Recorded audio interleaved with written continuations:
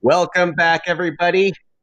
Here we are kicking off TCO20 with one of our most popular events that we have, the algorithm round. Now, this is the semifinal. We're going to have two semifinals, 8 competitors in each section. Here, let me take off these headphones here.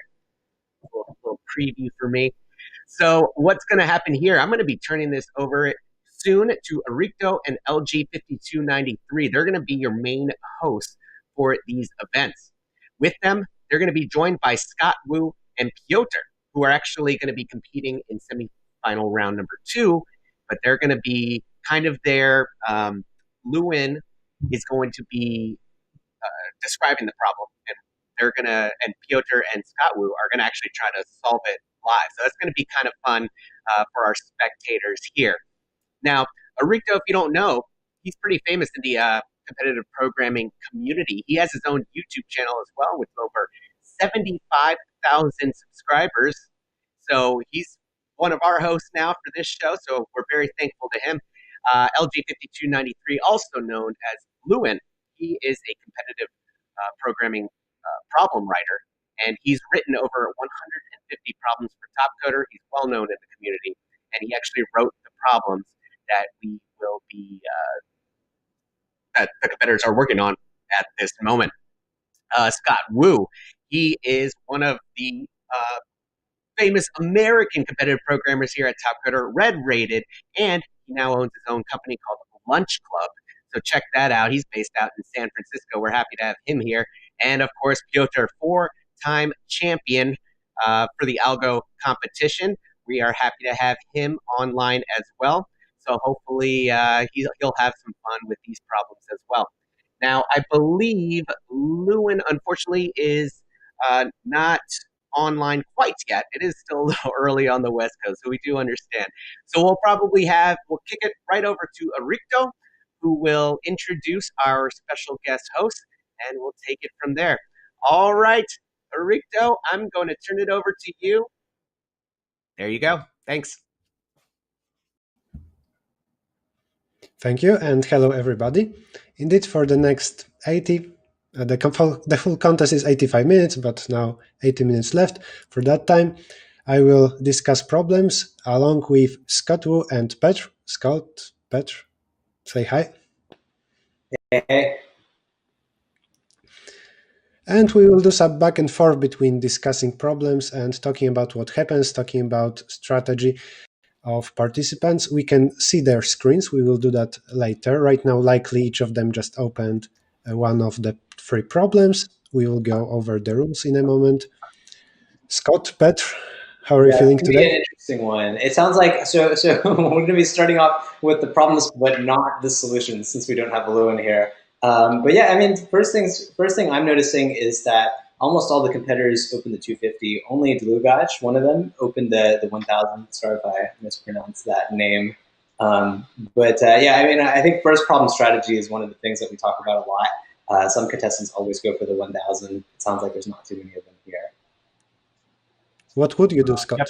First or last? I always. First? I mean, I'm not good enough to solve the 1000, so I kind of rely on speed and challenges on the 250. So 250 is my bread and butter. Same thoughts, Petr? Yeah, I was checking what some contestants are doing, and in case of Kevin, I think what he went for, he wrote some brute force for 250 and trying to see what it does. And Gennady is already coding the solution, it seems. So yeah, everybody seems to be pretty interested in the 250. Yeah. So I'm curious to know what it's about. We are seeing the semifinalists of today right now. There are 8 of them. In total, we have 18 finalists. And it seems that half of people right now are from Russia. The second semifinals will be more USA-based. I think there will be 3 people from USA. Petr, maybe you want to pronounce nicknames of people from Russia. Sure. So today's finalists are Dlugach. He has already been in TCO finals once. Then Kaligin N, he's first-time TCO participant. Then Ksan 48 also has been TCO finalist once.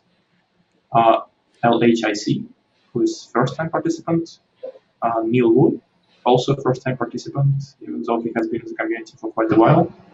7K plus, has been a finalist once. Tourist, two-time TCO champion and infinite amount of times finalist. And Amnik, who is four-time TCO finalist. I hope that viewers aren't too much confused about the first timers in Topcoder Open. Still, they are extremely strong. Kalinin is or was a coordinator in Code Forces, so went through tons of problems. LHIC was ICP's champion, or twice the champion. Nilwu also in the top of all Code Forces contests. So, as always, very strong people in the finals. Who do you guys think is going to make it out today? Who will win? Well, winning requires some risk. It's more important about top 4 because top 4 go to the finals. Yeah. Who's going to make it to the finals, do you think? Yes, when I look at the recent contest, I think Gennady and Kevin are, in my mind, are really kind of on top of the rest of the field here. So sounds fair. Uh-huh. I would say that also LHIC and Nilwu, but maybe it's just top 4 if we sort them by rating. Unmik is also fairly strong. So oh, right, yeah. A lot of okay, maybe there. I should change my bet. Well, I mean, I think that's kind of how these semis get packed, right? There's like at least 6 people who are like, you feel like clearly they should make it to the finals, and then that's kind of how it happens. We have a first submission for 250, by the way. It looks like Kennedy came in with a real fast one. Let's see his screen in a moment. It's important to... for him now, the important decision is whether to switch to the next problem or maybe to test the first one. It makes a lot of sense after submitting to then test your solution a little bit, because if you realize your mistake much later, the time penalty will be much bigger. You will score only a few points. Especially at TCO, also, like the 250s get tricky often. I think there's been a lot of rounds where we've had like a ton of challenges or a ton of fails on the 250 and people have to resubmit early. I remember last year my semi was also like that. It seems that he is testing indeed. It's not that he opened a new problem. What about we talk about this first easy problem? Very quick explanation of rules. There are 3 problems worth usually 250 points, 500, and 1000.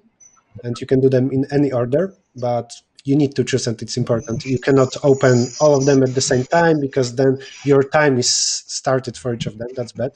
So this is why we talked about decisions made by participants in first seconds, which problem to start from, and only one of them started from 1000. But yeah, the statement of this first easy problem, the title is... Yep. Hi, Lewin.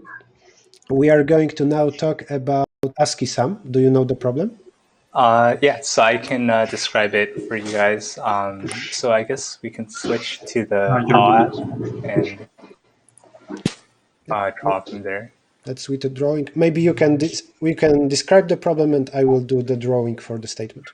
Okay, yeah, sure. So basically, for this problem, ASCII sum, you are given a function f. So it's kind of like digit sum.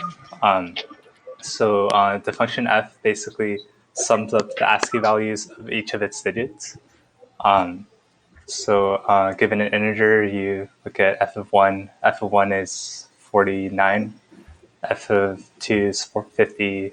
F of 12 is basically the ASCII sum of 1 plus 2, and so on. So you can repeat this iteratively on itself. So like f of 12 gives you 99, then you apply f of 99, that gives you another value, and so on. And then you can prove that eventually this value will be a constant. So you let another function like g event be like the final value of this like repeated iteration on itself. So yeah, we can keep going with this example. So like f of 99 or f of 49 is this, and so on. Yeah, and then it goes on. Eventually, this will stop. Yeah, eventually you can prove that this will stop. So basically, you let g of n be this value when it eventually stops.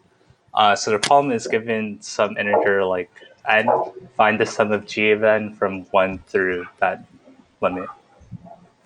Wait, so it doesn't just cycle, it actually stops? Yeah, what's surprising, and even the statement admits that it's surprising, is that the cycle is always of size 1.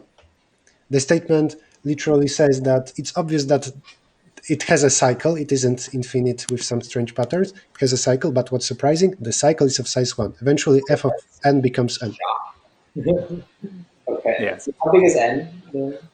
I think n is up to like 10 to the 18 or something, or it's something very large. So you have to do something smart.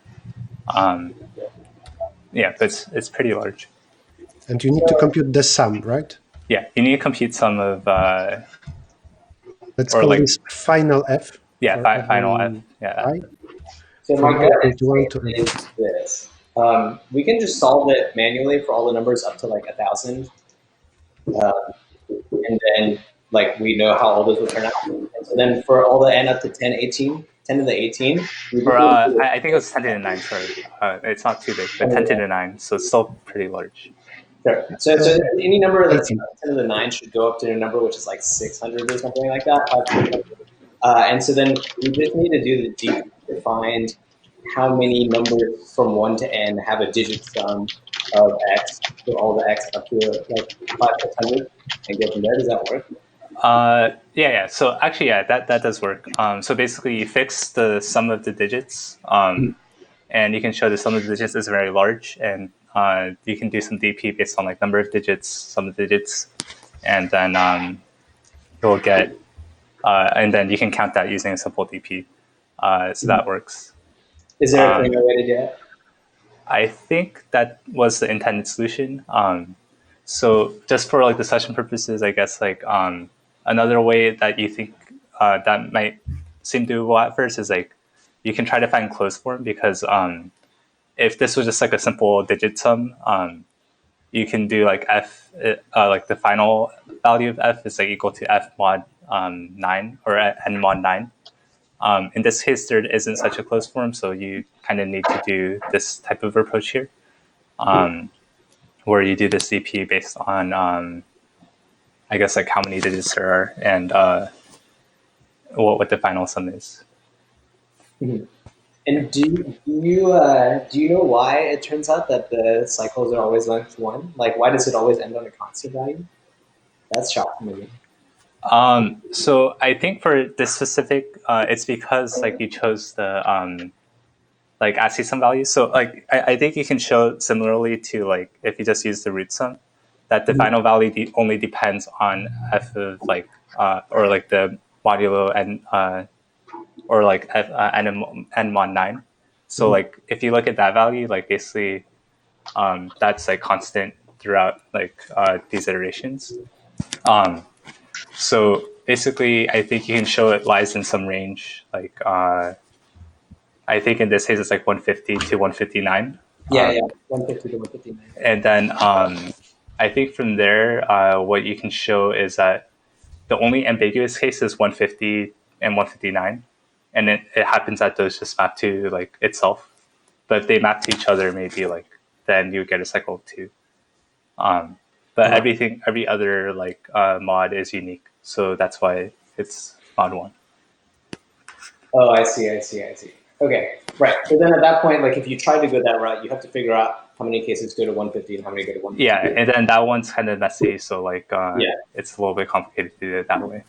Yeah. This is an example. I like the kinds of problems where it's kind of like you're approaching it at two sides. Like there's the figuring out like the math and the observations to try to reduce it, and then just kind of like figuring out the computation side to get it to compute in time. And so, yeah,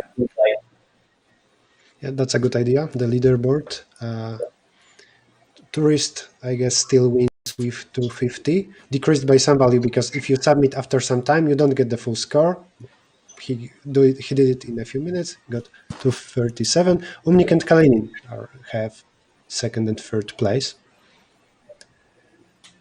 Scott, do you want to explain the rules, what we see in the leaderboard, blue numbers, white numbers? Sure. Yeah. So right. So like Errichto mentioned, each one has three problems. Or the concept of three problems, and each contestant can open any of them in any order that they choose. Once they submit, they lock in the time. This doesn't mean for sure that they're going to get the points. We still have to run the tests afterwards. But if they get it correct, this is the points that they're going to get. And then the white numbers that you're seeing are the points of the problems that the contestants still have open. So if they were to submit it right now, they would lock in that score. But so far, they don't have a submission. It looks like it's pretty binary, honestly. I mean, I feel like there's people who have the fast 250, and then people who are maybe taking a longer amount of time. Like we have 237 from Torres, 229 from Humnick, but then most of the contestants actually aren't at 200 even. So.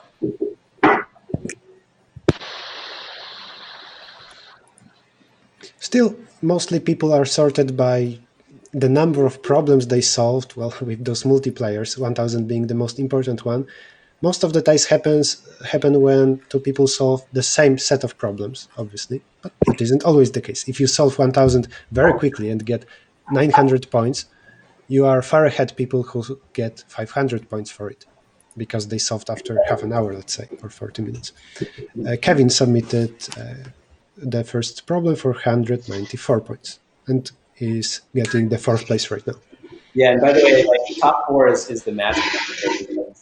The top four from this round go from the finals to the finals. So it doesn't matter whether you're first, second, or third, or fourth; those are all the same. So as it is right now, if it comes down to the speed of the 250s, it looks like it's going to be the four that we have. Obviously, there's still a lot more problems. And those problems aren't necessarily correctly solved.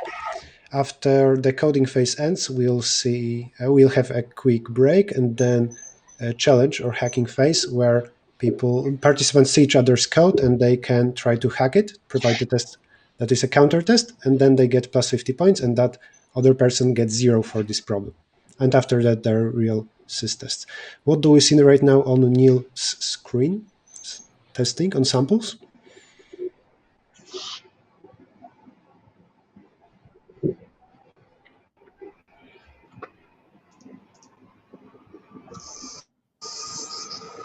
Like, let's then maybe stay for a moment here. Maybe we'll see a submission.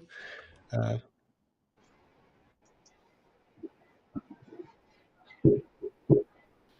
and by the way, do you guys expect people to fail system test here, or not likely?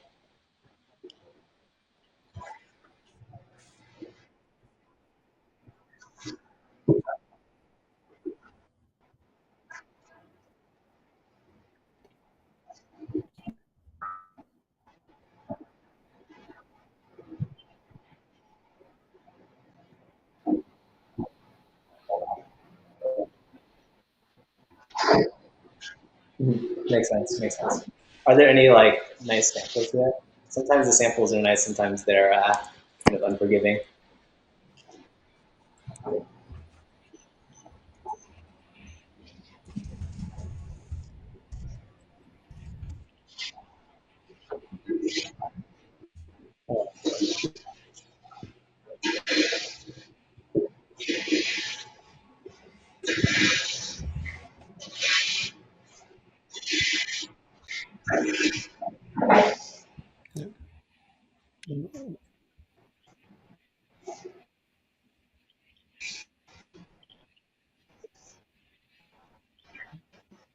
We have batch testing and a submit.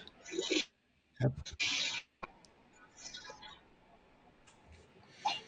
We can go see some other screens then. Yeah, I was checking on Bluebetch, who is the only contestant to have opened the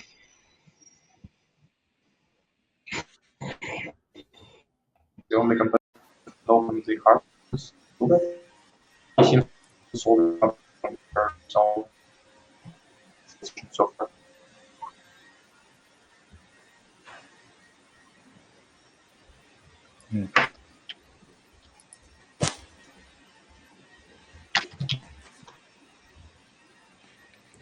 Maybe again regarding the rules, Topcoder Open happens through several months, and slowly more and more participants get a ticket to the finals. They advance to the finals. It isn't just one competition. There are multiple stages. From each of them, one or more people advances.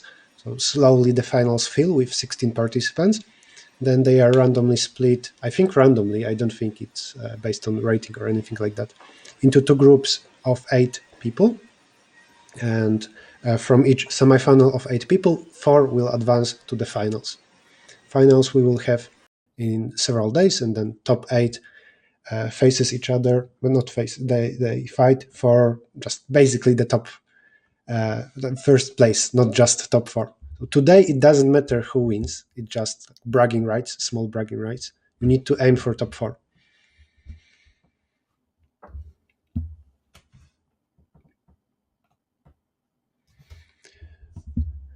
$7K plus is solving the second problem, medium one. We can talk about the medium too if you'd like, and go over that problem. Sure, let's do that. Yeah, so we can switch to the app, I think, and look at the screen. Okay, so basically for this problem, you're given a number n, and then you're given an array where it contains numbers from 1 through n, and each number appears twice. So n in this case is up to 52.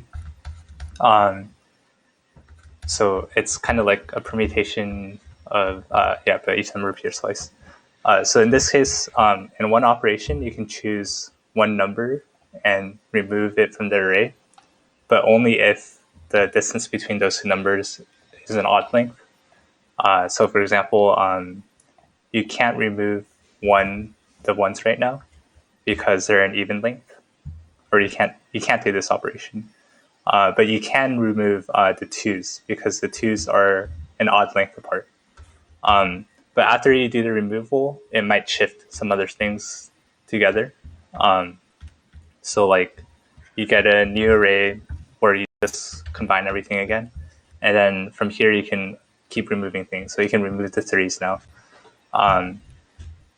So in this case, in this problem, you want to know the number of ways to remove k numbers such that the k numbers are in increasing order for each k between 0 to n. All right, so you cannot now remove ones. Yeah, because 1 is decreasing. So in this case, there are 0 ways to remove one number. There's 1 ways to remove 0 numbers. There's 1 way to remove one number. In this case, it's 2. You can only remove 2 first. And then there's 1 way to remove 2 numbers. You remove 2 and 3. And then there's no other ways from there. For every k from 0 to n, we compute the number of ways to remove exactly that many pairs of numbers. Yeah. Right? Okay. Lewin, did you write this problem? I did not write this problem. Okay. I was going to say, it sounds like a tractor deck. Like you have to do each of the kinds of cards. Cool. So I think if we... No, go ahead. I was saying that, yeah, it looks like if we represent each number by a vertex in a graph and then connect the segments which intersect, then it looks like we can remove vertices with even degree, I guess. Yeah, that's right. If one interval is completely within another, they don't care about each other. They don't independent. Understand. Yeah. All right. I will finish writing values here. It's 2 and 1. Or all of them are 1. So 1 k equals 1 is 1, and yeah, because we could only remove. and there's also 3 is 0. Yeah. Okay, we need to compute all those values. Yeah, so you return this array 1 1 1 0. Yeah, so usually when we're counting these kinds of increasing sequences, we want to find some nice way to sweep through, like from lowest to highest, and then try to maintain some kind of PP. Here it seems tricky because the state is very, very dependent on which you've taken so far. That's interesting. Yeah, the things to note is like n is also relatively small, so it seems like the sweep might not be very easy to work with. So you might need some exponential solution if you can do some like meet in the middle or something. So you can actually describe the state as a matrix. What you can do is for each I, you can look at the pair of numbers I.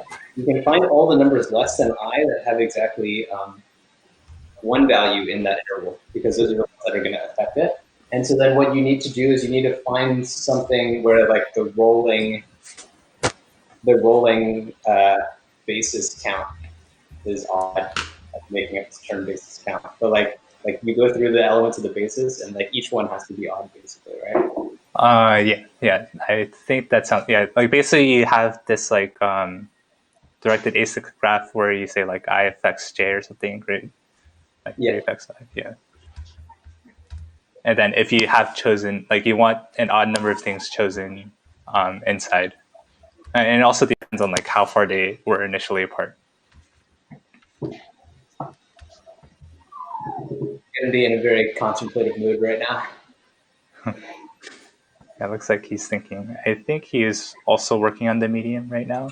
Or it looks like almost all the contestants are working on this problem.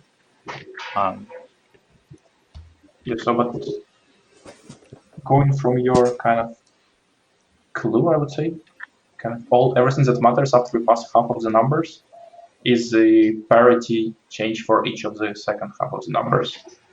So we kind of iterate over always to do the first half of the numbers, like whether we take them or not. Then we get some essentially for all numbers from half of n to n. We just need to see, basically, did we remove an odd or an even number of others from their segment? And so this we can also pre-compute, right? We can, for each of those starting states, we can try to pre-compute our answers. I agree that this makes sense, and I don't see any issue. Yeah, I think that does work. So essentially, just full backtracking, basically, which would check to the power of 52 cases. But then we do memoization for the second part. So in second part, when we already count in some states, then we don't go through it again. And this way it becomes to the power 26. Yeah, so I think that works. I tested this problem, so I like tried it something, but I think in this case you can actually just memorize like every state, and you can show that it doesn't actually take more than 2 to n over 2 space. Yeah. Yeah, and I think like the reasoning is like for the first n over 2 states, like you're not going to introduce like over like you can only like flip them 2 to n over 2 different ways. So there's only 2 to n over 2 ways from the first half. In the second half, you only have n over 2 different bits. So if you just memorize like all the states, I think that should work. So, do you have to dynamically prune stuff that's no longer in your basis? I don't think we have to do that. So basically, you just have to make sure that all your previous bits are like cleared out. So like all the bits that you've already processed, like you have to clear them. But then I think as long as you only keep track of the bits that are left to process, then that should work. State seems to be current position and mask of whatever there is in the future. And while we are in prefix, we are close to the left. There aren't a lot of different masks we can get because it's 2 to power of 2 to length of prefix. And later at the end, just the number of possible bit masks at all, not achievable length, is small. I would be a bit scared here of constant factor because we for sure have at least n multiplied by 2 to n over 2. Yeah, so actually I think you can show the number of states is smaller, but I'm not entirely sure on the analysis quite yet. I think like in practice it isn't very large. Like you can try different cases that try to like force it to the max test, but we don't have arbitrary DAG here. It is created by the sequence from the input, so maybe there are some more properties. Yeah, so I think, or at least the solution that I wrote for testing, like didn't take advantage of those necessarily. So I think it could kind of work for an arbitrary DAG. Yeah, I think it is a little bit hard to like create a test that does like force it to like go through like the maximum number of states possible. Let's see a leaderboard in a moment. It will be interesting to also think about strategy, what every person should do at this moment, whether it's okay to stay trying to solve one problem even if you don't see a solution yet. I think they say that Lukac has given up on the 1000, so that's probably does not encourage them to try it. That happened several minutes ago, and it might be a good idea if he didn't have any idea for a solution for almost half an hour. Yeah, and it looks like everybody else is just working on the medium. Giving up on the 1000 is not a very good sign for the other contestants to like switch over, but we might see them switch over anyways, like around a bit later, just to make sure they have enough time to at least read it. If I've we checked a few contestant screens.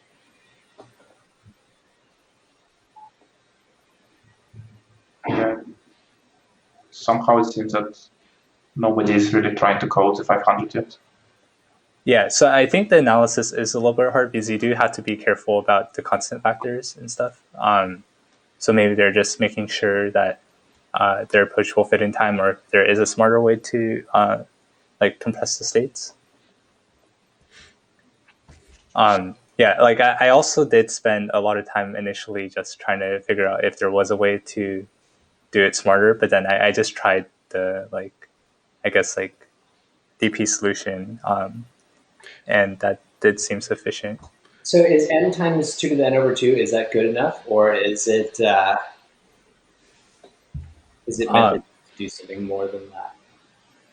So I think I think my solution is actually n times 2 to the n over 2, but there might be a way to say that it's faster. I'm not too sure though, so I haven't analyzed meticulously from there. Something interesting has happened in the leaderboard. I'm very surprised that Umnik switched to 1000 points. What can be the reasoning behind this? Isn't it too soon? So I guess he wants to make sure, it's around the halfway point, right? So I think he wants to make sure he has at least enough time to read both problems. And if he thinks he can only solve one problem from here, it would better to solve the hard. So I think he might think it might take too long for him to solve the medium and the hard.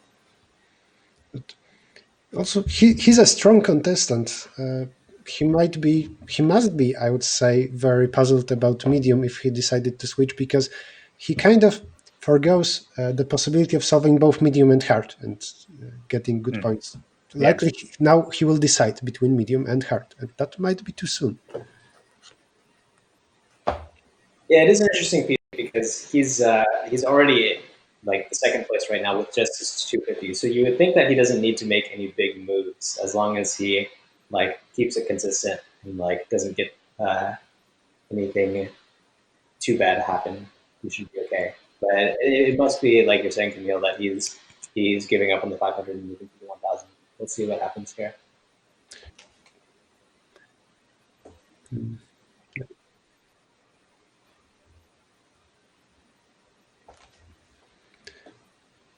And one advantage of this order, 250, 500, and 1000, is that obviously it's harder to do knapsack at the end, because you might be halfway through solving some problem at the end, and, well, you might not have enough time.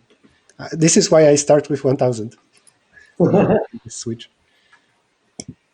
Yeah, part of it too is what you think your skills, where your skills lie. If we were talking about this right before the round, but if you're the kind of person who solves things quickly and consistently, then maybe you think just take the 250 route and so on, and just go with that. Versus if you're the kind of person who is really able to crack hard problems, then obviously 1000 starts to make more sense. A lot of it too, I think one of the toughest decisions about starting 1000, on the reverse side, is if it's really tough when you decide to switch over. Yeah, that's true. But then starting 1000 leaderboard, other people show you how much time you need for easy and medium. So easy. Yeah, so you do have an estimate of when to switch, but starting the 1000 also does add a lot of variance, because you don't know how hard it is, or if it is possible to solve necessarily. So if you are worse than an average participant there, you must start from 1000 to increase the variance. So if we look at the scoreboard, we can see that Omnic's points for 500 is the smallest. So essentially, he was the first to open it. And so he was first to give up because maybe he also realized that even if he comes up with a solution now, he will get a very small amount of points already. And so other people will still overtake him if they solve it. So maybe that's why he went for 1,000 now. We right now have Tourist and Omnic in first two places. We can see how many times they faced each other in top coder rounds. Tourist won against Omnic 51 times. Tourist and Omnic won 11 times, so just one in every 6 rounds. Obviously, doesn't say a lot about today's round because the rules are different. Still, Tourist wins much more often. What other interesting stuff we can see here, other than Petr just dominating top coder if we count the total history. Did you guys, were you guys in more than 27 different countries? I see right now this as fun fact for tourists. Oh yeah, he is an actual tourist. It's hard to hear you, Petr. Something is breaking the audio. Tourist Lewin, what about you guys? Oh yeah, sorry. Yeah, he is breaking up a little bit for me. I'm asking, what about the countries? How many countries did you visit? Oh, 27? No, it's definitely not close to 27. Yeah, I mean, I would say it's around like 15 or so. I guess like for myself, like about 15. Someday I'll get to 27. Yeah, so someday I'll be at 27. Yeah, Nick is a big Brooklyn Nine-Nine fan and rewatches it every 3 months. How long is that series? I don't remember how many seasons there are. Maybe like around 5 or 6, maybe more. I forget how many. 7K plus. I think the only semifinalist today from China. Rating of 3,200, quite round number. 2 wins in top coder. Don't starve. Don't starve. Oh yeah, so that's like a survival game. You survive for more than 800 days. That's pretty good. Plus two is one of the old guard. Like he's been good long time, and then this year it seems like he just came in and won round 4, kind of out of the blue. So definitely could see some big moves from him.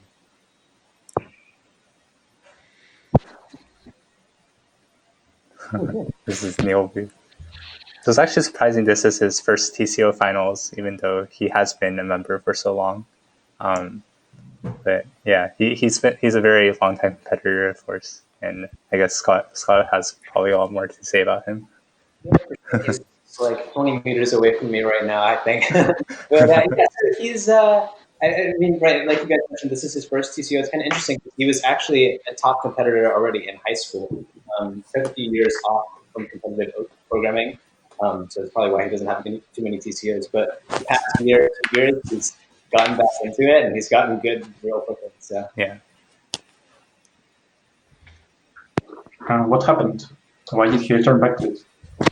it's unclear. I think somehow all of us in America just got back into competitive programming. I think maybe we weren't happy having the title taken from us. It all up again. But yeah, a lot of American contestants signed: Kevin, Andrew, Ben, and myself as well.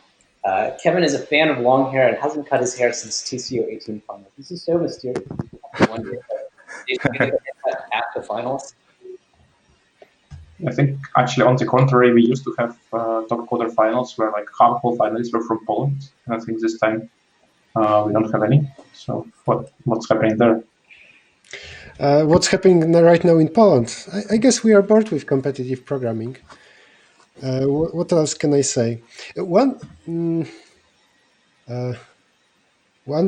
I think actually 2 maybe, or 1, of around 6 best participants in Poland didn't even try to advance to Top Coder Open finals this year. So, that explains something, like 1/6 of why we didn't get to the finals. Let's say that also I focused on being a commentator, and when I was in the 4th round of Top Coder Open, I didn't try my best. So that's another 1/6, and then it's just bad luck, you see. Same can happen with Russia. Maybe next year nobody from Russia will advance, or nobody from Switzerland. That can happen as well. So a lot more contestants given up on the 500. Tourist has opened the 1000. Kevin has opened the 1000. It will be nice to see the leaderboard. There are, I would say, two possible explanations here. One is that the hints we got from Lewin helped a lot, because it's not that petr gave us a solution without any hints in advance, but also when you get complexity of n multiplied by 2 to 26 power, it sounds scary. You will not implement that without understanding that it's actually better than that. Yeah, in fact, almost everyone has jumped off of the 500. This is pretty interesting. So only Neil and LHIC are still on the 500. The rest are on the 1000. And then Dugas actually made the opposite direction by jumping from the 1000 to the 500. So if that's indicative of anything, it might be tough. Do you guys think a 250 will be enough, like a fast 250?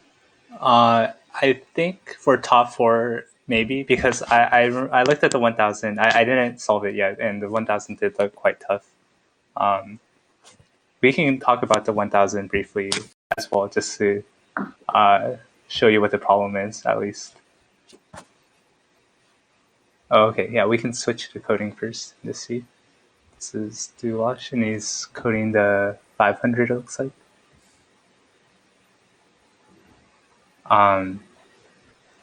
Simulate forward and simulate backward. Yeah, so it looks like some sort of the DP solution we were talking about, maybe like simulate forward, or maybe more of thinking about it as meet in the middle to get the same complexity. If you go from the beginning and from the end, you will get some conditions.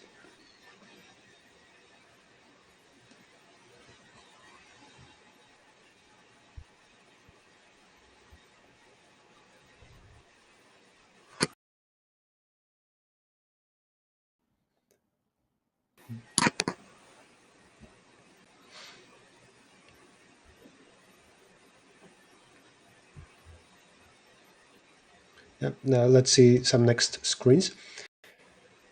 And let's also note that Dulgach, I think, switched from 1000 to 500, so then he abandoned 500 maybe immediately, and then started. Yeah, we might see him jump to 250 at the end.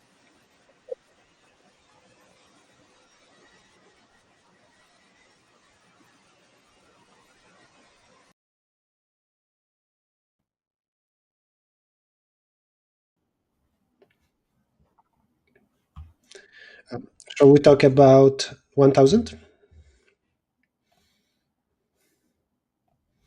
Louis, do you want to get so we can talk about 1000. So let's see. Yeah, I think there's an echo right now.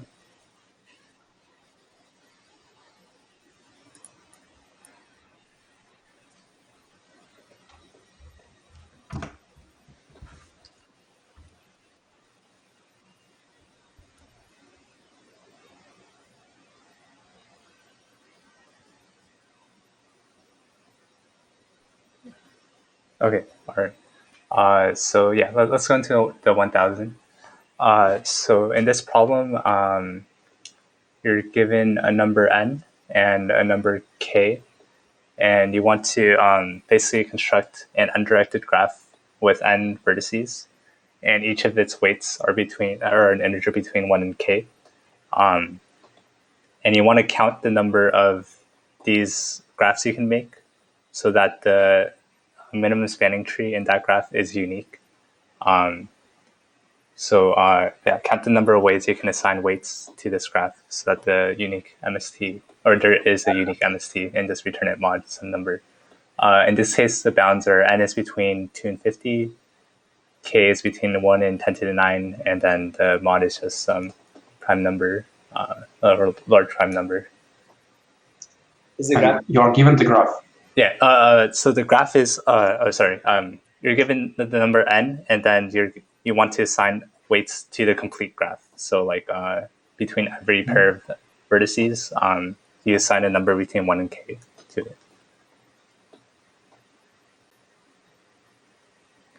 So the input is just the like two numbers n and k. So the number of possible graphs a brute force would consider is k to power of number of edges, k to if power, where e is n choose 2 or whatever the number of edges is, Yeah, right? it's n choose 2. And like if k is equal to 2, then we would have here at this drawing, how many edges do I have? 6. Then 2 to 6th power, like maybe 1, 2, 2, 1, 1, 1. This is one of graphs to consider with a brute force. And we care if it has unique MST. Yeah, right. So yeah, just basically count the number of graphs with a unique MST. In particular, then for sure it makes sense to consider one of algorithms to find MST. And basically we cannot have any tie at any moment when adding a new edge, right? Yeah, right. So basically, I was thinking.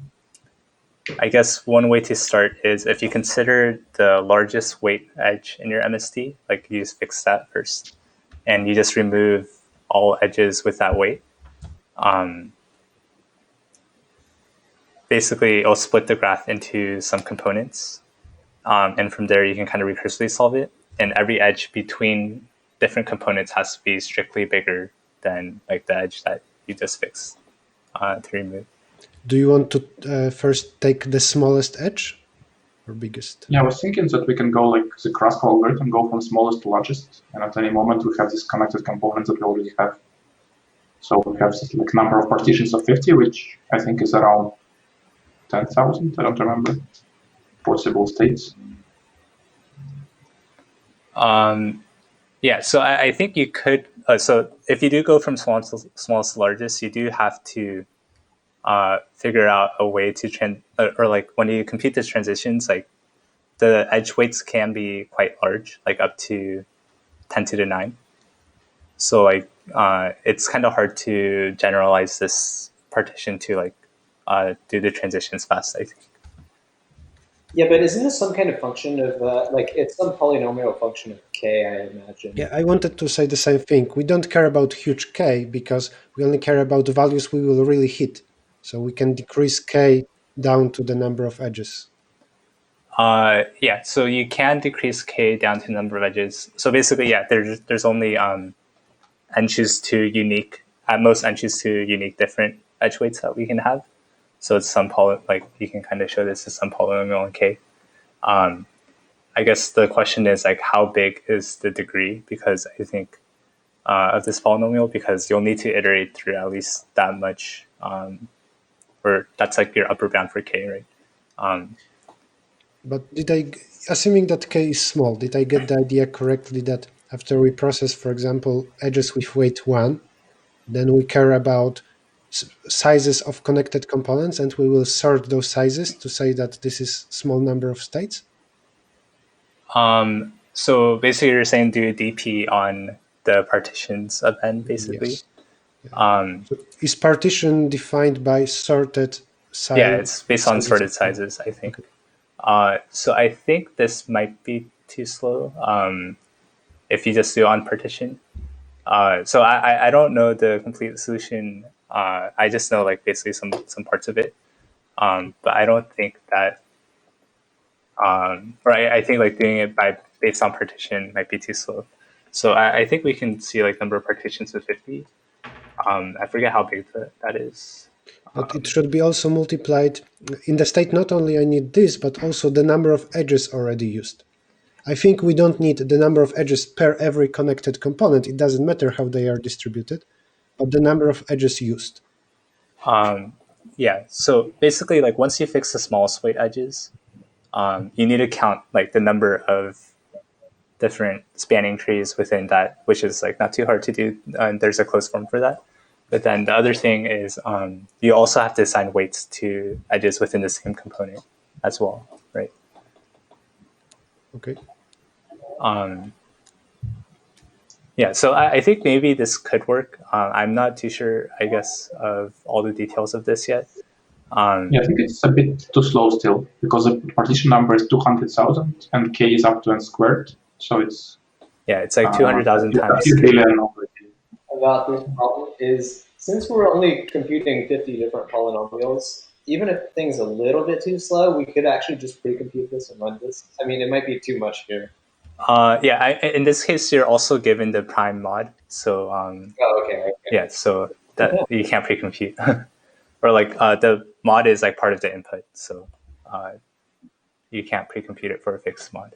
If we can represent answer as not that a huge value, like if it was only of magnitude 10 to 100th power, we can still like pre-compute huge values, big integers, and paste long values in code. I think that I don't know exactly how big these numbers can get, but I think that might not be feasible as well.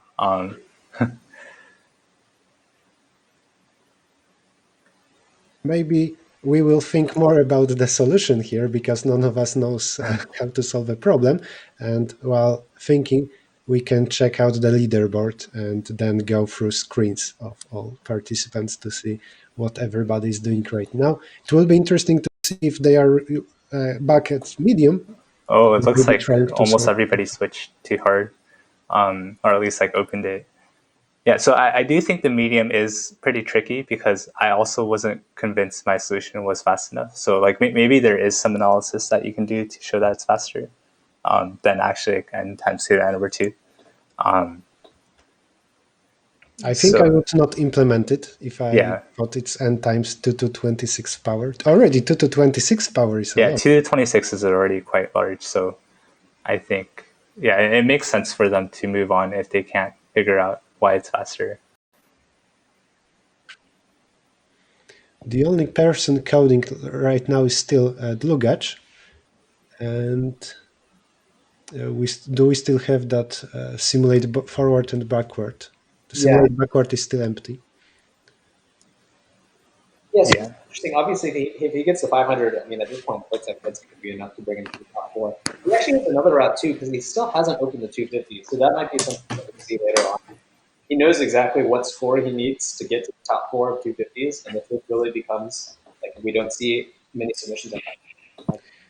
Topcoder scores are hard to compute because it doesn't decrease linearly from the moment of opening submission like it is, for example, in code versus contests. But I saw some plugins. Some people installed plugins to see the exact score that they would get right now. Or you can just use formula from Topcoder website to know, oh, I need to solve it in exactly, let's say, 9 minutes. Right. And that helps. Get it on the side tells you exactly what your score would be if you see that at this moment.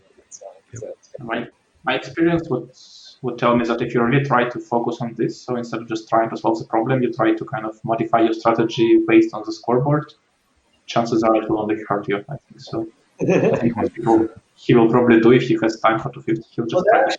There actually were some interesting strategies. One of them actually was just wait at the beginning, like wait for like 2 minutes. And especially for a scenario like this one where the 250 turns out to matter a lot, it means that you can test your code and like spend some more time testing. But as soon as you see somebody else submit, then you can submit. And since yours started 2 minutes later, you're a little bit higher time than them. That's some advanced strategy. Yeah, this is pretty. We had around, actually, I think it was 2017. The finals of 2017, where for the first minute or so, nobody opened anything. And then at some point, we kind of had it skip going. I think the strategy actually works. I think in the TCO regional events, we have this head-to-head methods where this type of strategies seems to make more sense when you have just one other competitor. So starting solving 2 minutes later than him, her seems to work quite well. In 1v1, that makes a lot of sense. And we're watching right now Kalinin solving odd pair removal, so also medium problem, the second one, just like Dlugacz. Not a lot of code so far. Yeah, it looks like he's just pre-computing like the intersections. But I'm not sure what he's going to do with it yet, or if he's going to do anything. But this is code that you'll need anyway, so he's probably just writing it down first. Will not hurt.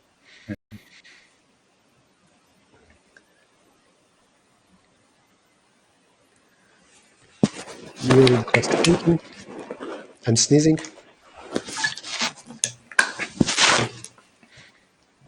Members since 2006. Coder is a very old website. Codeforces is around 10 years old, and Topcoder is what, 15, 20 years old? Yeah, Petr, maybe you remember. one. Yeah, so this is the 20th TCO, right? So the first TCO was in 2001. Then, That's some long history. I also just realized that Lewin kind of gave us a hint for the 1000, right? So he said that we should look at the.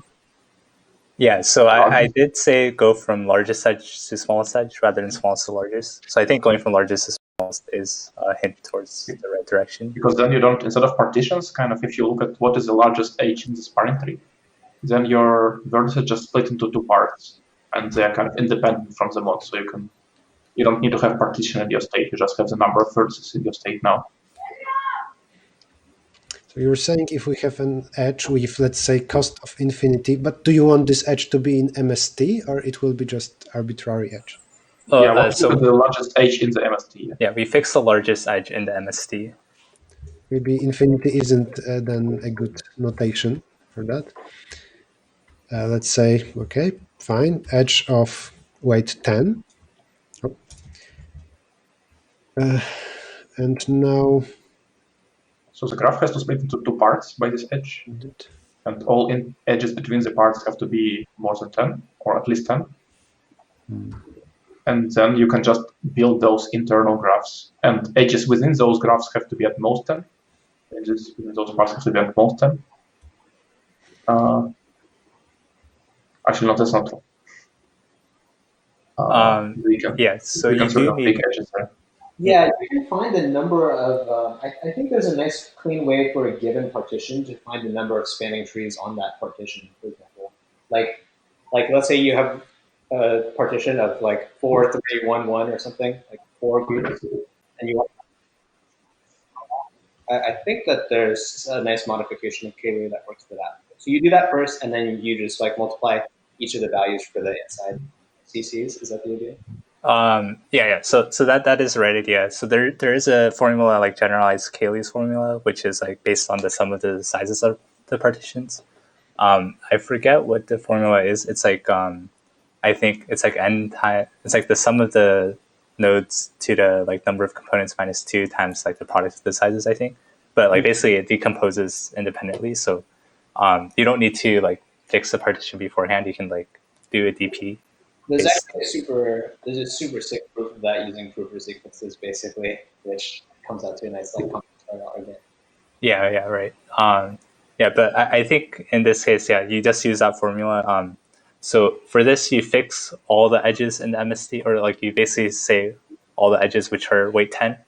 Then once you fix that first, it splits it into some components. Everything inside the component has to be strictly less than 10. Everything outside the component has to be strictly more than 10. So that does simplify a little bit. Okay, I see. That's actually pretty sick. Yeah. So basically what you're doing is like, we had like the 200,000 partitions number, and before that was like we had to keep that going along with the DP on like the N and the sizes. But now each one, like you do the 200,000 and it splits it into completely separate problems. Yeah. I still didn't get why the edges inside each partition have to be less than K. Maybe in a moment, let's also talk, looking at this drawing, about ties, because what about edges with value equal to tie? This must be the hardest part of this problem. Tie. Sorry. I think going back to Peter's question, I think I misspoke. All the edges inside the same component, the MST edges are strictly less than 10, but all the other edges can be more. But you deal with that in the DP itself. Okay. And let's see Umnik's screen, because he also has just started coding. This is unique MST. He's going for 1000. Yeah. I guess he's pre-computing a lot of stuff, so it's hard to tell what exactly each of these are. But yeah, it looks like he's computing a lot of like factorials or like combinations and stuff. Powers for every value x up to m, compute x to 0, first, second, and so on. Yeah, so it seems like these are all numbers that he'll probably need, so he's just pre-computing a lot of those. I'm not sure if he has an approach quite yet, but it looks like he's doing some DP based up to the number of edges, or like n choose 2, like n is fixed to like about n choose 2. And he's writing a polynomial class. So it looks like he might have an idea of the approach at least. And at this point, yeah, if anyone gets 1,000, then they're in top 4 based on the level. Would it be too slow to use a polynomial class instead of finding the values for the first n squared points and then interpolating? I'm not too sure. I think the time limit for this problem is actually quite large. It has an unusual time limit of like 7 seconds. So I think you can be a little bit slow and it's okay. Like you don't have to do too much optimization. Mm-hmm. And we're looking at Tourist, and Tourist is also coding. It looks like he's also doing some sort of polynomial approach. Like he's computing the coefficients of the polynomial. And then it looks like he's trying to interpolate from there.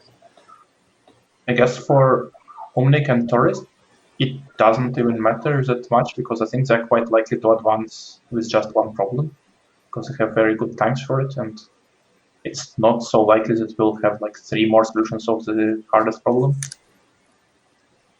So I guess probably what's people who should really be coding on the second half of the scoreboard. But they do not know that other people are not really implementing anything. And for sure, it is scary that other people maybe already came up with solution for medium. They are implementing something. You are not sure about it. Then, well, it makes sense to go for 1,000. Knowledge of final leaderboard would help a lot. And this is actually another thing where in person is a little bit different too, because when you're there in the booths, you can kind of hear other people typing. Oh, that's true. Yeah, in this case, you have actually no information if anybody's typing at all, so it's much harder to make decisions. We could try to make contestants see other contestants. Maybe just the audio. Just the audio. Audio or audio with cameras, so they could taunt each other, look straight at the camera. Maybe in a moment we'll see Gennady just looking at the camera, not blinking, to scare his opponents. We can see some psychological games in the future.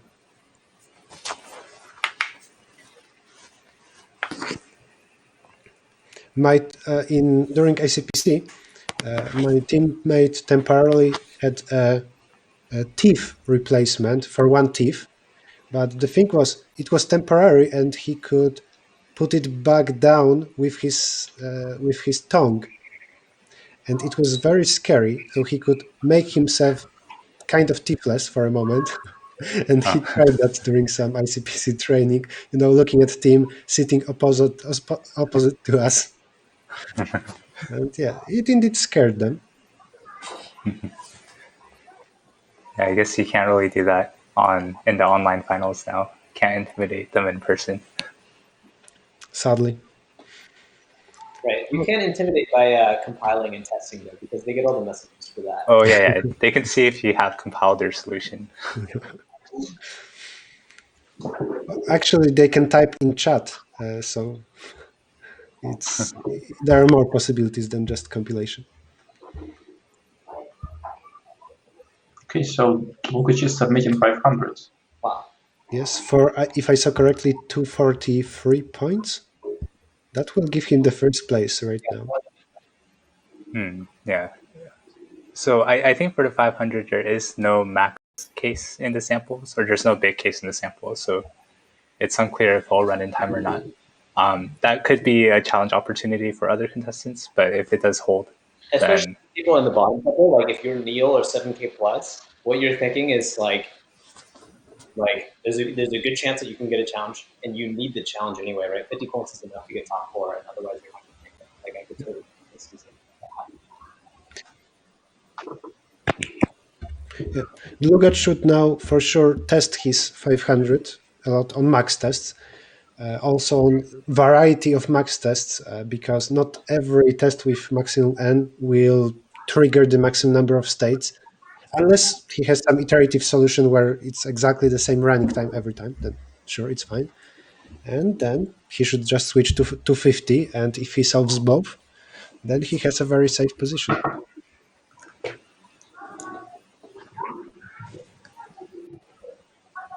At least right now, before Tourist and or Umnik solve 1000 pointer. Yeah, it looks like he's testing a max case, just manually typing it in. Yeah, typing all numbers from 1 to 52. What if yeah. I wonder what's the limit for n for which he would switch to generator? Is it 60, 80, maybe 200? Yeah, not sure. It looks like he only went up to 30 or something, just to make sure like 2 to the n is fine or something. I think I would go for at least 35, because then ints are not enough to hold masks. So if you have some overflow error, it would already happen for 30. Oh, yeah, that's true. Yeah, you want to make sure your masks are all like the long type, otherwise there could be some issues. Yeah, also time is like so important here that if the runtime is so, it seems like you want to run it. Yeah, for sure I would try a max test, but maybe he already did it and we missed when that happened. Odd pair removal, so also medium 500 pointer by Kalinin. Yeah. I guess it looks like he's doing the DP approach, where he stores like the state and like the current mask and like how many items he's already taken. So it looks like this approach looks like it might work as well, or like or he might just be writing it just to see how slow it actually is on max test. So you might do some more testing on this afterwards.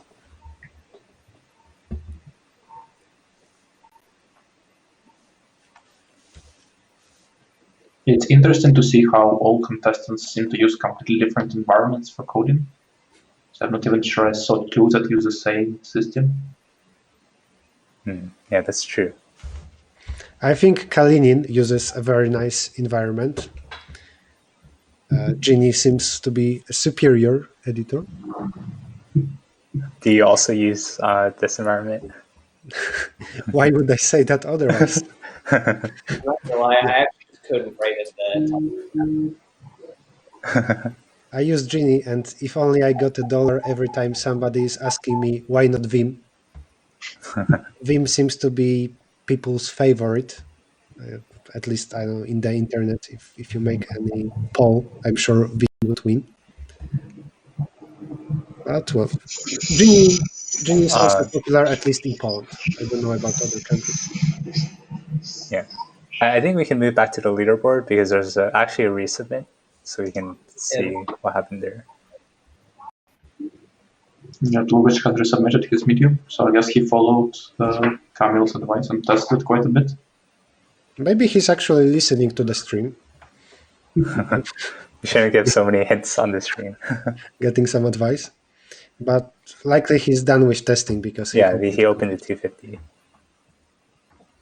But yeah, 5th place is really, really not where you want to be. So he either has to hook up with these 250s both fails, or he gets the 250s.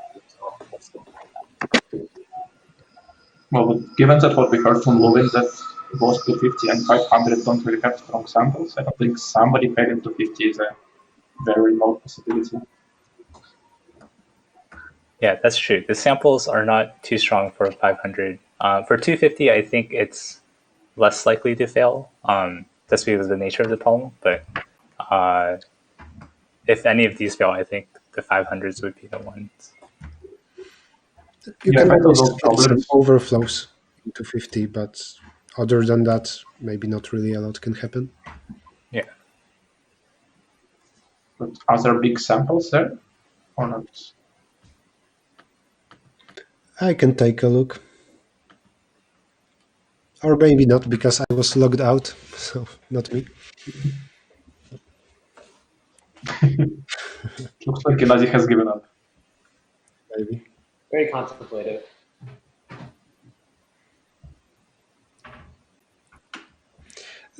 I don't know if you guys watched Gambit's Queen on Netflix, but the protagonist also looked at the ceiling to simulate chess games on the ceiling. Yes. Maybe this is what is happening. I don't know if he's thinking about chess games or maybe just running code or thinking about a solution. Yeah, it looks like he's actually working on the 500. I'm looking at his screen right now. But yeah, he might be. Because it's getting closer to the end of the round. He's actually coding it. It shouldn't really matter to you if your solution is maybe too slow, because you just need to start implementing something, even if you think there is 90% chance it will fail. Yeah. You might not want to submit though, because you don't want to give challenge opportunities. So Sure. he might still want to have the base code down, because it is getting in the last 10 minutes. So there's not too much time left. Yeah, like another option at this point is to review your 250 really carefully if you think that there's any issues. I mean, if you're like 100% sure, obviously you don't have to. Yeah. But does it really help? So if you found the bug in your 250, then what do you do? If you resubmit, you get 75 points. Well, at least it doesn't go down to 0. 75 is the minimum, so it doesn't matter if you do it now or 1 minute before the end. And the round will end in 10 minutes and a half.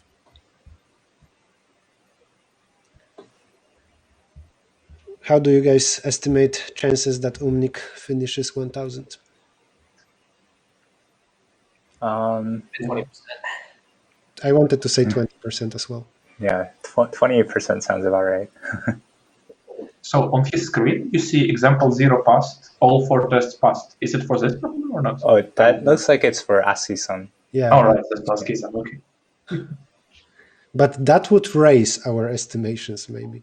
Though, if he's still implementing, it would mean he ran just some brute force first. So 20% wouldn't really go up more than to 25, maybe.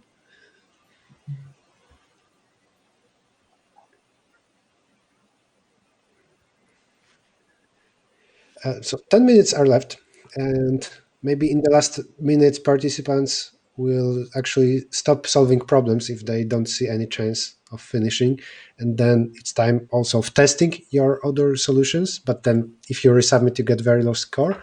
But also you can prepare yourself for a challenge phase, because after, I believe, a 5-minute break, there will be a short challenge or hacking phase where you can open code made by another participant and you can provide a counter test. And it's good to create those counter tests in advance. If you think that something particular is a max test in medium, in 500 pointer, then you will just open the only 500 point submission just when the challenge phase starts, and you try this counter test blindly without even reading the code. First seconds of challenge phase can be intense. Yeah, especially like Neil, 7K plus, LHIC, since they know they're not in the top 4 right now, like you'll expect them to make some moves here because they have to get challenged. You get minus 25 points if you put an incorrect counter test, but sometimes the situation in the leaderboard will show you that losing 25 points doesn't hurt, but getting 50 points will give you the finals, so you need to take risks in that case. Actually, it isn't the risk. Unless somebody fails and then your actual initial position changes, crazy things can happen. Yeah, and the other thing is also, if you're in the top 4, you want to take the challenges away from people in the bottom 4, so they don't have the opportunity to jump up. So you might want to risk the 25 points then. Especially if you are on the 4th place. Fourth place is the most dangerous one.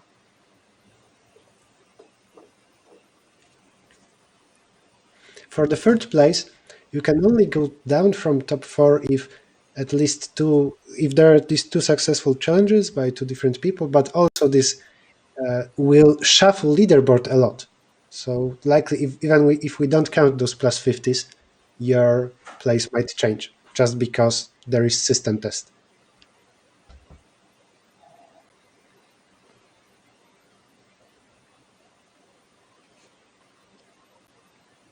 Let's get another look at the leaderboard. Yeah, I think some people have already given up and just looking at the scoreboard and doing nothing, but some are still coding.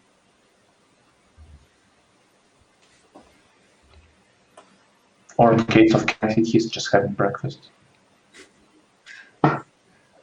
Yeah, this is the moment when sometimes you see that you for sure will not solve a problem. Especially, looking at the leaderboard, 1000 pointer wasn't solved by anybody, so it isn't easy. Likely you will not find a solution with 20 lines of code. So implement it quickly. I believe we'll have interesting challenge phase because the distance between 4th and 8th place is just 20 points.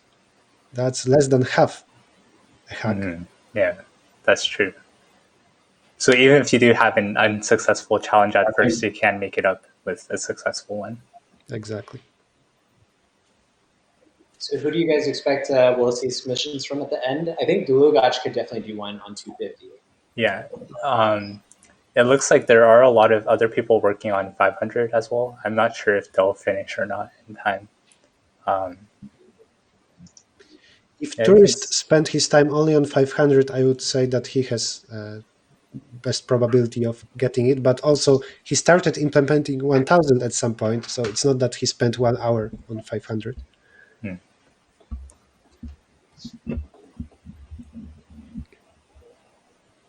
If Dlugacz indeed gets easy accepted, he will move to the first place, assuming there are no other submissions. And then 4th place will be Kalinin at 213. And it's still enough for anybody to get to 4th place with a single successful challenge, because the difference will be then 40 points between Kalinin and LHIC. Yeah, something else we haven't talked too much about is that Dulugacz is definitely the dark horse of this entire round. I think he came in as pretty comfortably the 8th, like lowest seed. A really, really good TCO round 3 and 4. Which does seem to be close to 50. Looks like at least he has. We can see his screen. Cheer him up a little bit. I mean, cheer on him. But yeah, Tourist, if Tourist and Umnik, if they got the 250 correctly, then almost for sure they will advance. It's unlikely that they will get out of top 4. Dlugacz doing 250.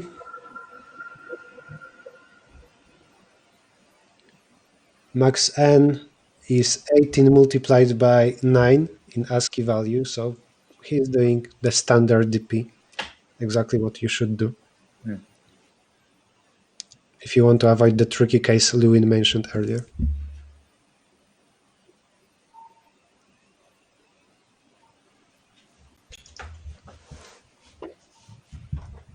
What about Tourist screen, maybe? Will he get the 500?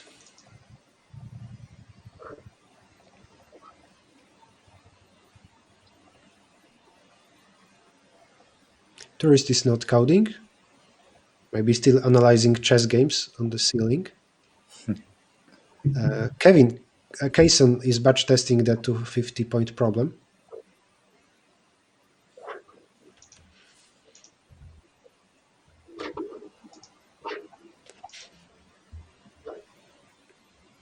And there are less than 4 minutes left till the end.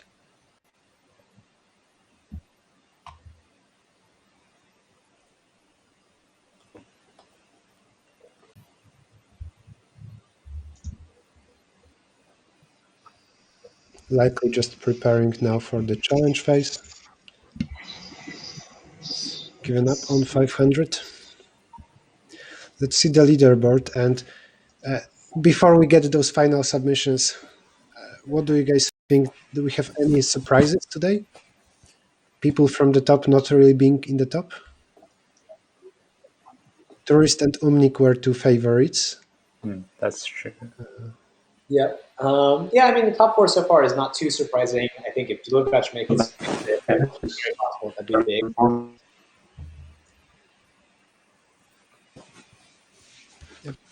If Dlugac gets to top four, then Petr, I don't think we hear you well.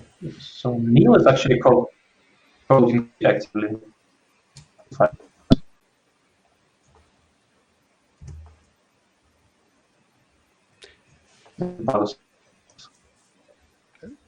Let's then see screen of Neil.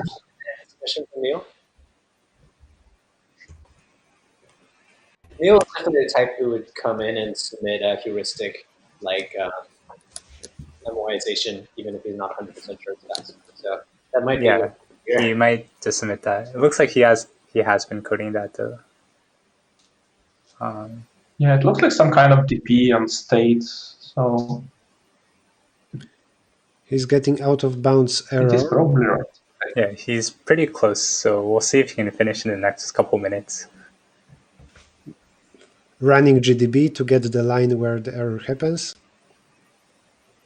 Running GDB with a minute and a half left is a tough look. It seems like he has the right ideas, but this is the moment you need a real development environment instead of all those strange tools. Yeah. I used to just use Topcoder Arena and type there like if it was Notepad. But if you want to perform well, you need to do it in your own IDE. You disagree? I mean, I still use Arena. And how is debugging working there? Yeah, it looks like he's passed us the examples. He has to write bugs, and then it's usually good. Okay, it looks like he's submitting then. With seconds left on the clock. Wow. Batch testing. This is clutch. I like this. He's just testing on a large-ish case. Oh no, that's not good. 250 megabytes used. He's using too much memory. Yeah. The thing is, 2 to 26 power, that's 64 megabytes. Oh. Was that a submit or again a batch test? Oh, it was just a batch test. He did not submit. I think he's super close. Yeah, he's very close.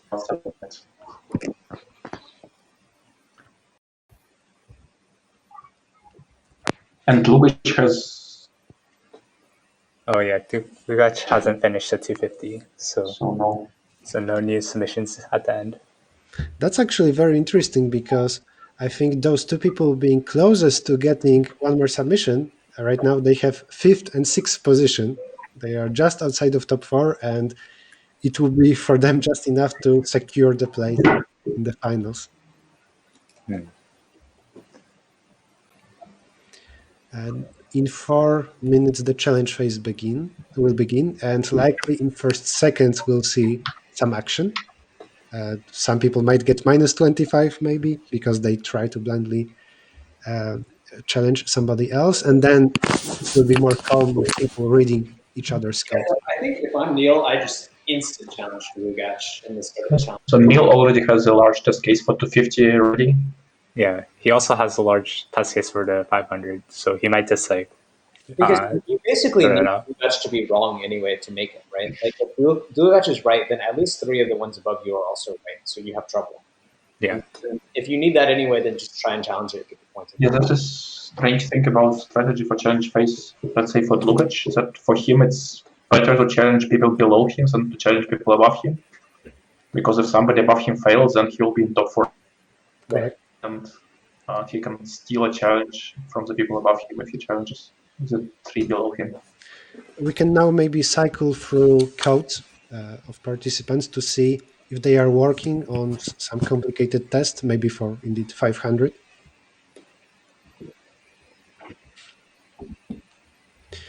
Do you think that maybe rules of Topcoder, if it's okay, that in first seconds the speed in the challenge phase is so important, and maybe it should be done in some other way. Like you should submit a test at some moment, and then after a minute, tests from different people will be tried, and they share the plus 50 if all of them got it accepted. Otherwise, it's a speed test. You need to click fast. Is that okay?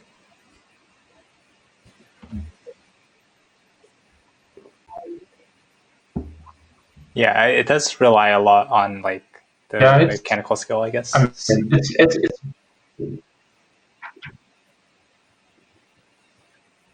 there's still a lot of skill involved even in this. I think I remember one case that was shared widely in the coder forums where somebody has a solution that looked like run person 2 equals 0, return yes, otherwise return no. And there were 2 unsuccessful challenges on it, and then a successful one. So unsuccessful ones were just unlucky, right? Because solution turned a random output. But the successful one was with the test piece the correct answer. So they just more than 2 of them they chose. So this will help in this case. Yeah, for sure there is a skill involved, but maybe this excludes the first few seconds where you don't even look at code. Well, maybe you can. There's still skill needed. I know that Neil has put in reasonable amount like of time and maybe in instant challenging some of these codes. Yeah. It would be funny right now to see a participant to go to some website when you practice clicking your mouse or something, like how many times you can click in 1 second or 1 minute, doing some warm-up. 45 seconds left. Whose screen should we on at the beginning? Maybe someone from the bottom 4, maybe like Neil, because I think he has challenge cases ready from what we've seen at least. So we can see if he does challenge very fast from there. That sounds fine. Then maybe it's a good idea to, for the first 20 seconds, see Neil's screen and then switch to the leaderboard to show what's going on there.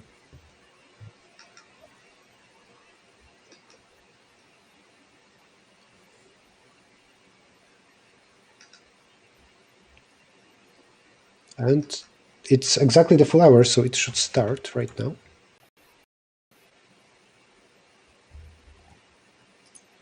Neil's already challenging. Is it a 500 pointer? Yeah, it looks like the 500. So let's go. So it's taking a while, so that's a good sign, I think, because that's a timeout maybe. Or not sure. Yeah, he already submitted the case, so it's just waiting now. What's the time limit? I think it's normal. It's only 2 seconds. I'm not sure why this is taking a little while. That's so bizarre. Oh, yeah, it looks like his request timed out. So he's What? just submitting it again. Oh, that's very bad at such a moment. Yeah. We might have to leave and re-enter the room. Scott, maybe you should decrease the quality of your camera to Yeah. give more internet access.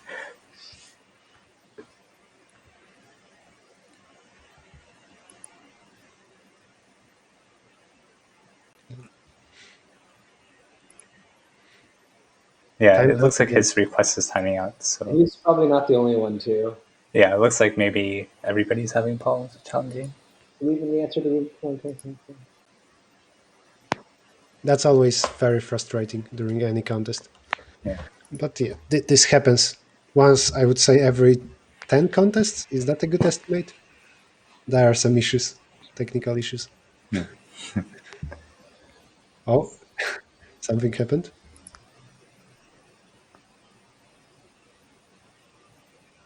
Yeah, it looks like he still hasn't gotten the results of his challenge yet. Yep.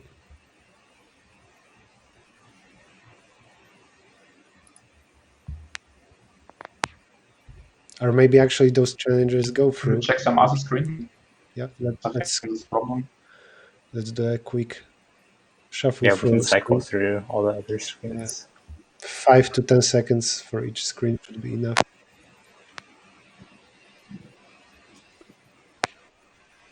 Challenge phase usually lasts 15 minutes. Maybe today it's just 10 minutes, just because there are fewer participants. TCO, it's usually 10 since there's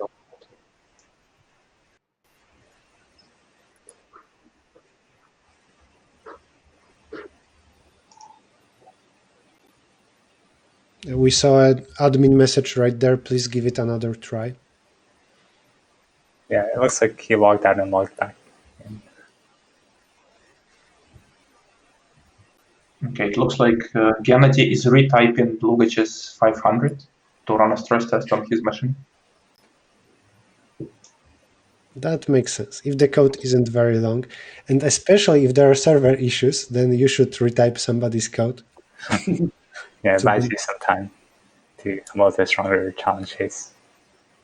Let's do that shuffle Yeah, for different screens to see what is happening.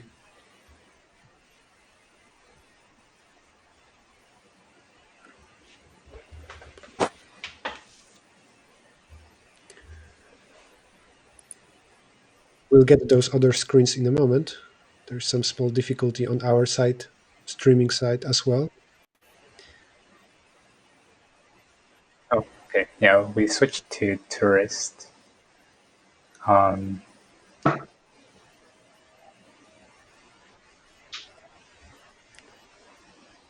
just random screens. We actually did see somebody successfully challenge. Okay. this is an interesting 7K plus. 7K plus did it. Yeah. I wonder what Neil thinks about it. Yeah. Well, remember how I told you that one of Polish participants didn't even try to advance this year? That's because he was frustrated by situations from some other finals when a similar situation happened suddenly. Where like during challenge phase, something was wrong, and because of that, it changed strategy for a lot of people. Then, if we don't get any more challenges, 7K plus gets that extra ticket to the finals, thanks to being lucky with challenge phase. People will likely right now, instead of blindly hacking, because it's not that you know whose code is more likely to be wrong, they should look at some solution, see if there is something very wrong with that, and if not, then in last seconds of a contest, still blindly challenge to hope for plus 50.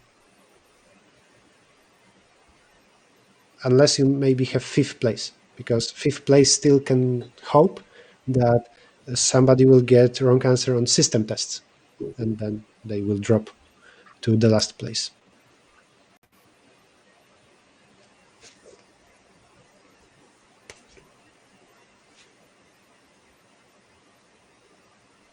Four minutes left.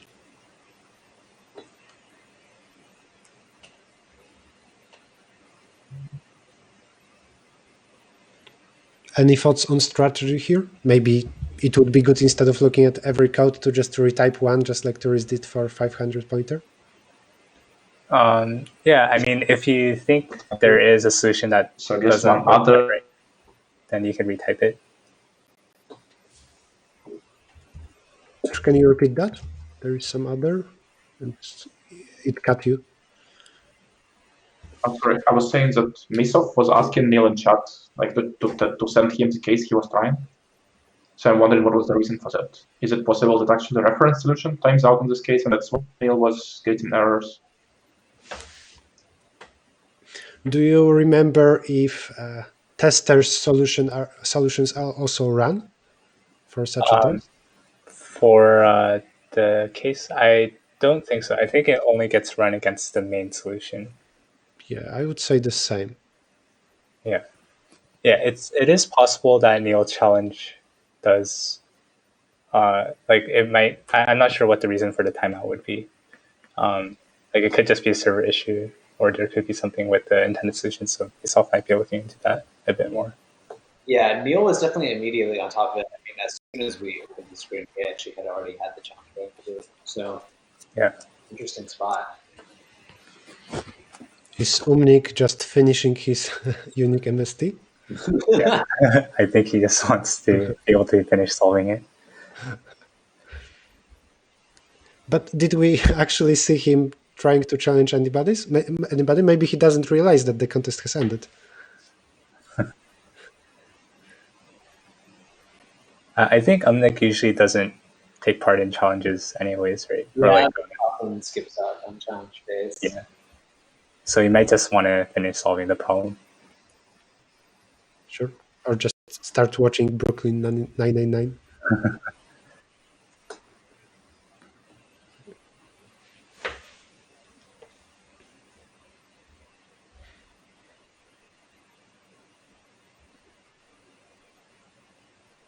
Two minutes left. And for the last minute, we can either see the leaderboard or again somebody's screen, somebody who we expect to try to make a challenge.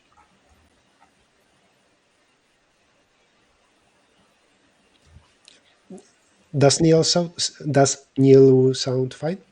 Yeah, we can switch over to his screen and just see what he's saying. Yeah. So Neil's screen, and then we'll switch to the final leaderboards. Not that final. There will be also sys tests. Yeah, unfortunate for Dlugash too, because it looked like his 250 was close. I mean, I think he knew what to do, and it might have been that his time was going to be good enough, but all of a sudden he's at the bottom. He's the person who started with 1,000 points, the hard problem. I hope that he will do well, and maybe it actually hurt him. Maybe if he did it in order easy, medium, hard, he would get both easy and medium.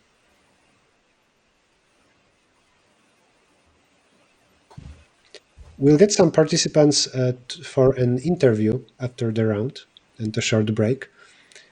It will be today Neil and who is the second person? Neil and Tourist. Yeah, we can see what his thoughts are on the challenge phase and Yeah. how. If he enjoyed the technical difficulties. Will we see some blind submission right now? 3 seconds here.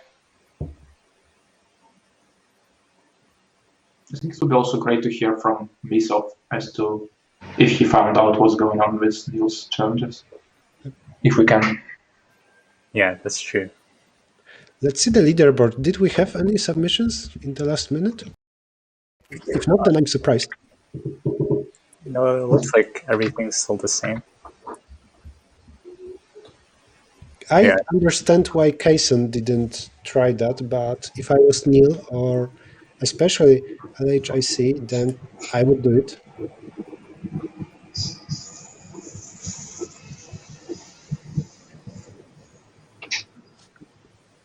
There is no difference between getting 6th place and 8th or 7th.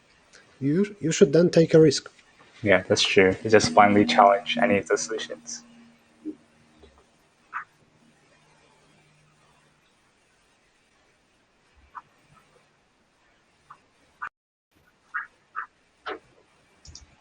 We will get the final standings in several minutes. Yep, this is the tentative scoreboard, but we're not done yet. We still have to run system tests on all of the remaining programs.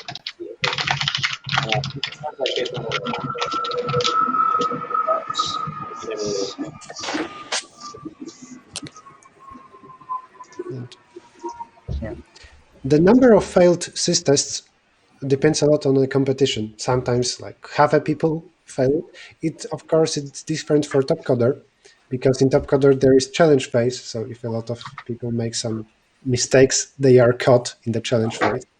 It isn't often a case that there is no challenge on an easy problem and then half a people fail it. I wouldn't expect more than one fail. Maybe somebody overflew, or maybe there is an overflow or some n equal to 1 edge case. Other than that, I think we already saw the final leaderboard. Yeah, I think it's not too likely any of the 250s will fail because it is relatively easy to test, at least like overflow on a case on your own. Um, yeah, it looks like yeah, the problems were also a lot harder than usual this round, so just the 250 is enough for this round. Yeah. The difficulty would be good also for the finals. Like, it wouldn't be too easy of a contest. Then I wonder if the remaining problems are also that hard. For sure, Scott and Petr also wonder about that. Yeah. Yeah, it's always like this. So when you look at the problems from another round, they seem okay, maybe not so easy but doable. But then probably when I open the problems from the second semifinal, I have no idea how to solve any, as usual. I was going to say, I would love for the second semifinal to just be determined by the 250. That's my Yeah, I think we can start seeing results right now, right? Or like very soon.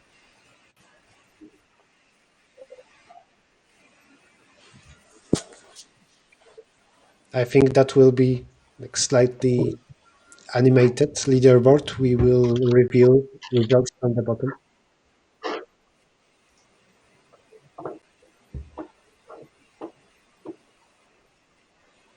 Yeah, we can switch. Yeah, I think this the stream is showing our faces, right? Yes, it's still just us. No leaderboard yet. Any second now.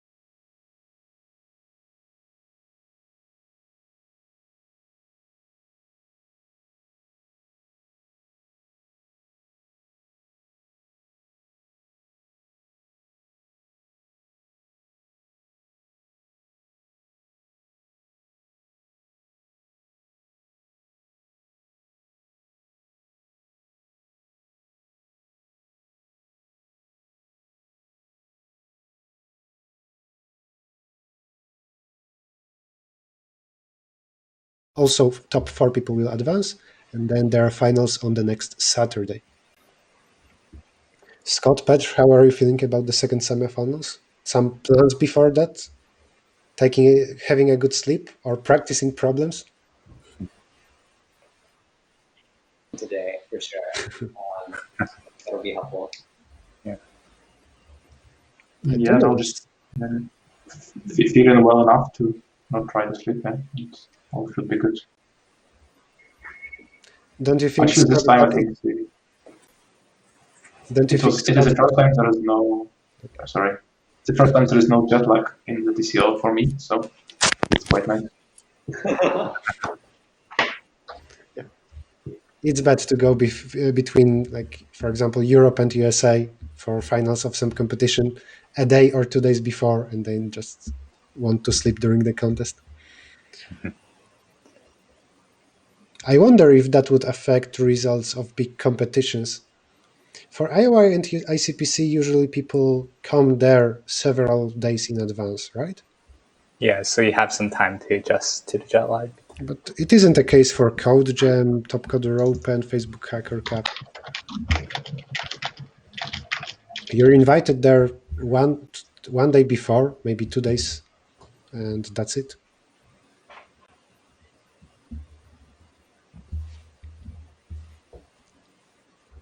Which problem did you like most today? I think the 1000 was nice. I'm a big fan of that. The partition thing was cool, and also the idea of going top down.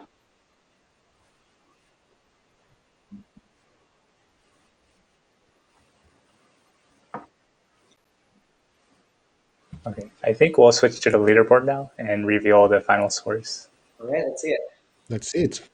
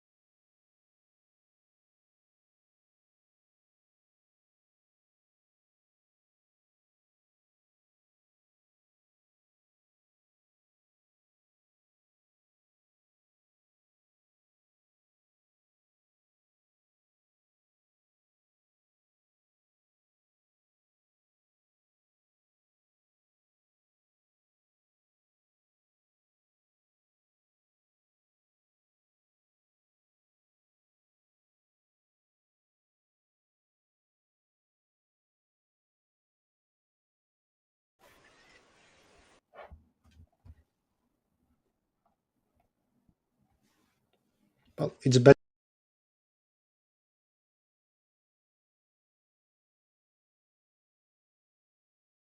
than not to see the contest and to have black screen instead of the 85-minute contest. This way is better.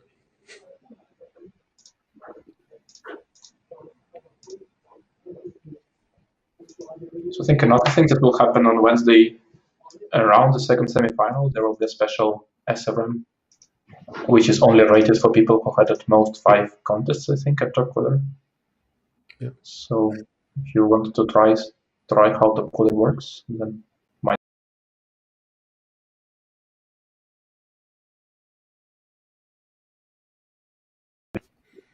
That's right. I think it's at most 5 contests and at most some rating, right?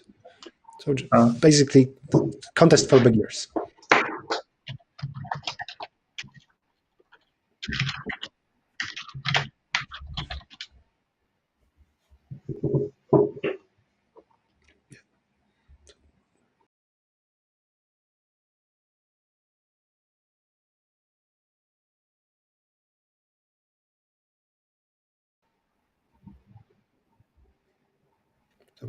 If you all want to try to get to Top Coder Open Finals next year, it's a good idea to start this Wednesday with that beginner contest, to just check out the arena.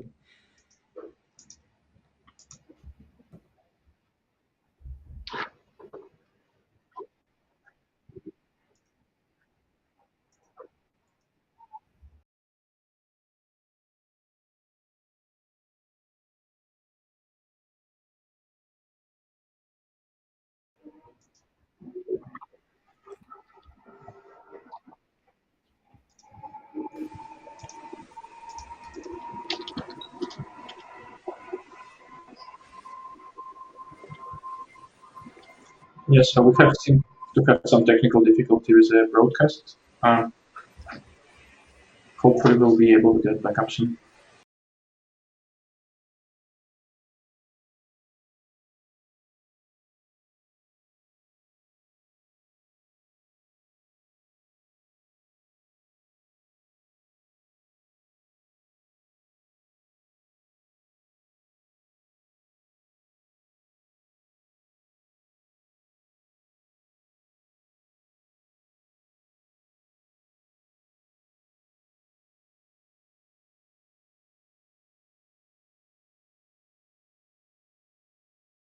high such a low such in MST. But even after that, I think it's still very hard to finish it. So, yeah, it is definitely pretty interesting to think about. Curious what kind of runtime the judge solution has actually. How long it takes on that basis. Yeah. I think I'm also interested in knowing the complexity analysis, because I think definitely 2 to n over 2 seems already pretty big. So there might be a way to analyze it so it's not as bad.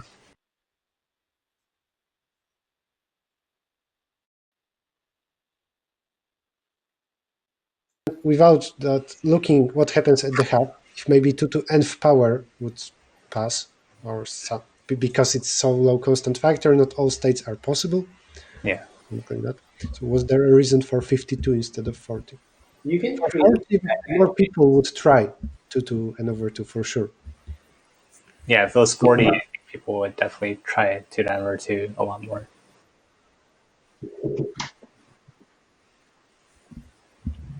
So one other thing that is peculiar for me is that there was no so-called constructive problems, and you have to construct some object satisfying properties, which I think recently in top coder every round has it almost. Oh yeah. I'm wondering if it's a new. Round. So is it true for the rest of the TCO rounds, or are all those problems in the second semifinal? They saved all the constructive problems for our round, Peter.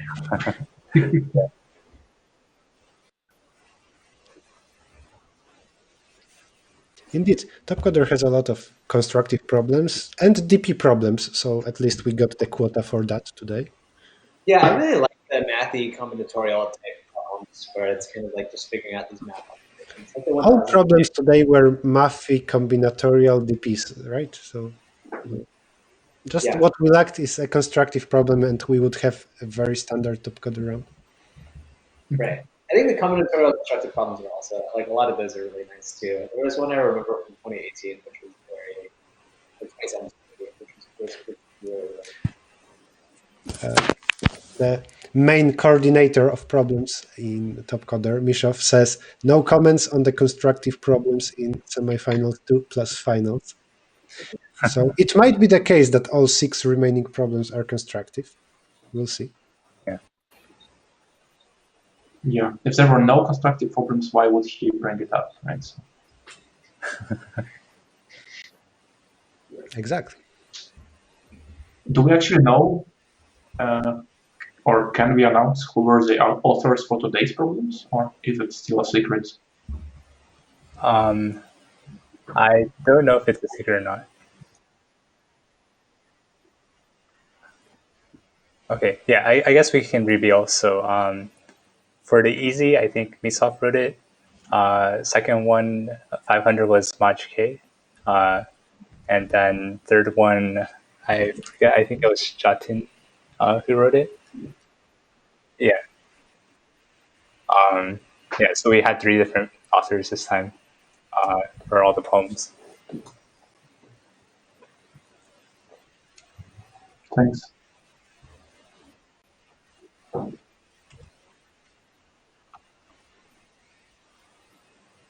What about this? My screen share worked, that's fancy. and I have access to the page with leaderboard, so maybe now we hack the system?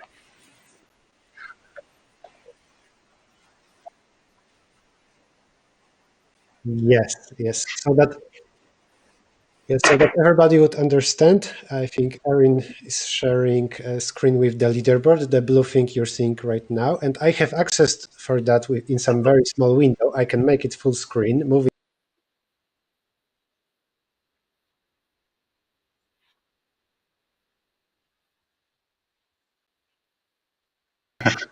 Right?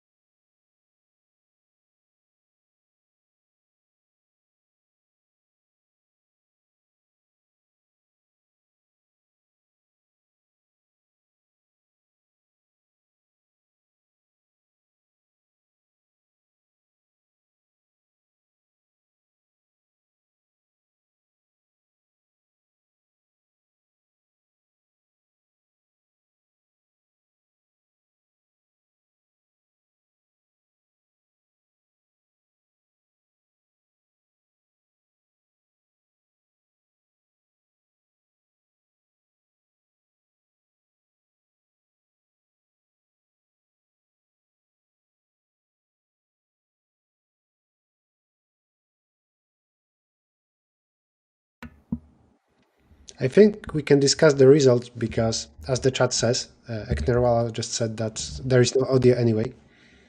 So yeah, everything passed. This is the final leaderboard.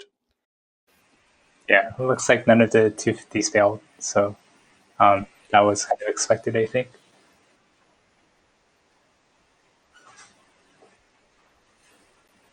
Yeah. But That's tutorial. Jason and Neil will not be happy about this.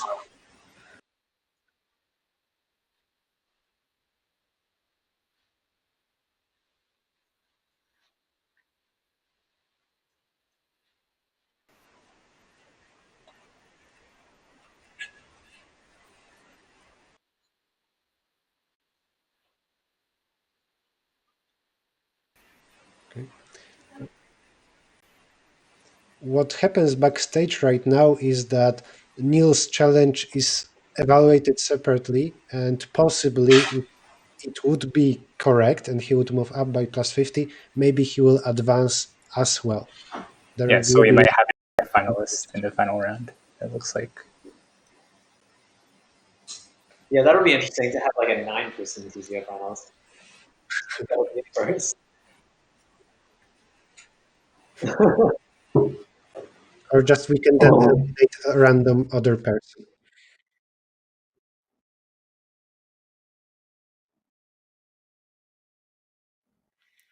Let's kick it back to Nick, announcing what will happen now with a break and some other interviews.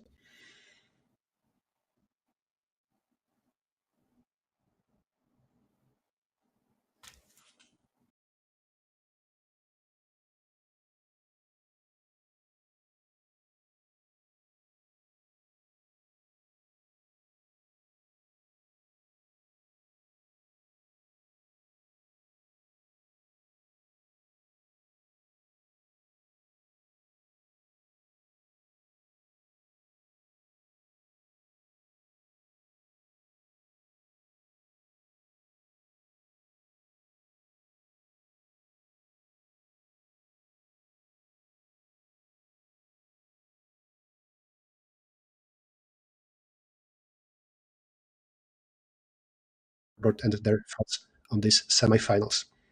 So we'll get back to you in several minutes.